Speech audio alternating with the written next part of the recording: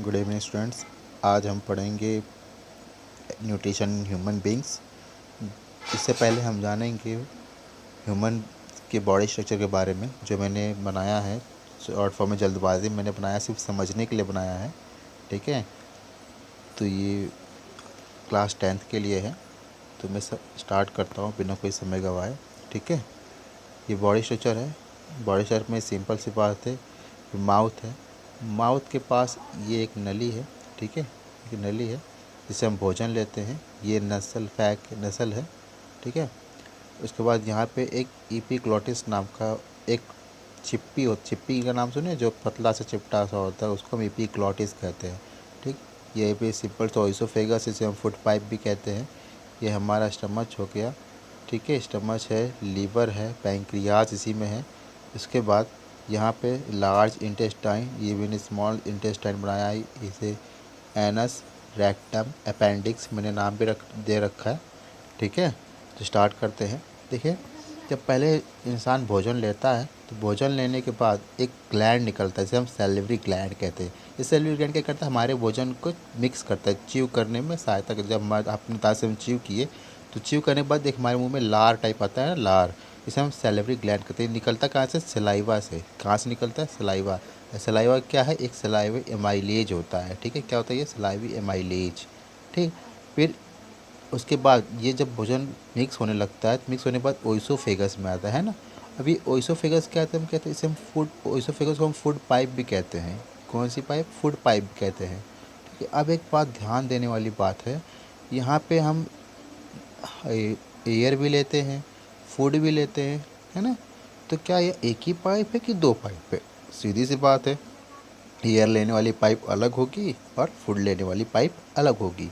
ठीक है, तो यहाँ पे ओइसोफेगस जो एक पाइप है, जो एक फूड पाइप है, ठीक इसी के आगे, पीछे नहीं, आगे एक और पाइप होती है जिसे हम कहते हैं एयर पाइप। ठीक है, एयर पाइप, विंड पाइप जिसे हम कहते हैं। और यहाँ पे कैसे निश्चित करता है कि एयर कौन से पाइप में एयर जाएगा, कौन से पाइप में फूड जाएगा? तो यहाँ पे एक ईपीग्लोटस नाम का, इसमें बताया था चिप्पी टाइप होती है। जैसे ही फूड अंदर गया तो ये फूड अगर गया तो ये एयर वाली पाइप को बंद कर देता है और फूड वाली पाइप में ट्रांसफ़र कर देता है। और एयर गया, एयर वाली ये क्या करता है, एयर वाली पाइप को ओपन कर देता है, फूड वाली पाइप को क्लोज कर देता है। उसे हम ईपीग्लोटिस कहते हैं। ठीक है, अब उसके बाद यहाँ पे स्टमच में आता है। यहाँ पे लीवर मैंने बनाया है। ठीक है, लीवर स्टमच में आता है। स्टमच के अंदर फिर ये स्मॉल इंटेस्टाइन में जाता है। स्मॉल इंटेस्टाइन के बाद ऐसे बहुत सारी इसमें प्रक्रियाएं होती हैं पचने की, तो हम उसको आगे पढ़ेंगे। फिलहाल अभी हम बॉडी स्ट्रक्चर के बारे में सिर्फ जान रहे हैं। स्मॉल के बाद लार्ज भी जाता है। लार्ज के बाद जो वेस्ट प्रोडक्ट होता है लार्ज बाहर निकाल देता है, और स्मॉल इंटेस्टाइन जो होता है वो फूड एनर्जी के रूप में हमारे ब्लड को प्रोवाइड कर देता है। ठीक है, तो यहाँ पे ये देखना है, ये लार्ज है इंटेस्टाइन जो कि 1.5 मीटर का होता है। स्मॉल इंटेस्टाइन जो है 6 मीटर का होता है। ठीक है,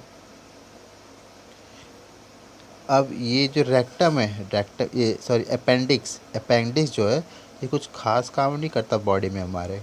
ठीक है, लेकिन फिर भी ये एक एक्स्ट्रा के रूप में, कई बहुत सारे अपेंडिक्स का ऑपरेशन कराया है। तो अपेंडिक्स की क्या करती है, हमारी बॉडी में कभी कभी एक कंफ्यूज करता है, हमारी बॉडी में ख़राब करता है बॉडी को। ठीक है, तो ये बहुत डॉक्टर क्या करते हैं कि इसे काट के निकाल देते हैं, जब तक खास उसका यूज़ नहीं होता। ठीक है, ठीक। अ- और इसके शेप कैसा होता है स्टमच का, जे शेप का होता है। किस शेप, कैसे शेप का होता है, जे शेप का होता है। ठीक है, अब एक और बात है इसमें, पेरिस्टैल्टिक मूवमेंट। जो हम भोजन लेते हैं वो क्या इस तरह के मूवमेंट से आता है हमारे स्टमच में। ठीक है, किस तरह के मूवमेंट से, तो उसको हम कहते हैं पेरिस्टैल्टिक मूवमेंट। ठीक है, पेरिस्टैल्टिक मूवमेंट मतलब ऐसा, ऐसे, ऐसे, ऐसे, जहाँ भोजन आया वहाँ चौड़ा, जहाँ से निकला फिर वहाँ पतला, फिर अपने पोजीशन पे।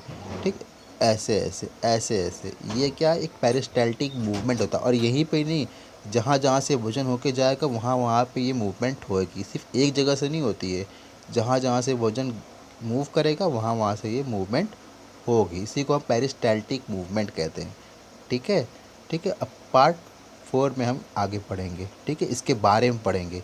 अगर आपको समझ में आ रहा है, अच्छा लग रहा है, लाइक सब्सक्राइब ज़रूर करें। देखिए जैसे कि अ, पढ़ने वालों के लिए बिजली की लाइट उतनी ज़रूरी नहीं होती, वो तो सूरज की लाइट में भी, सूरज की चमक में भी पढ़ लेते हैं।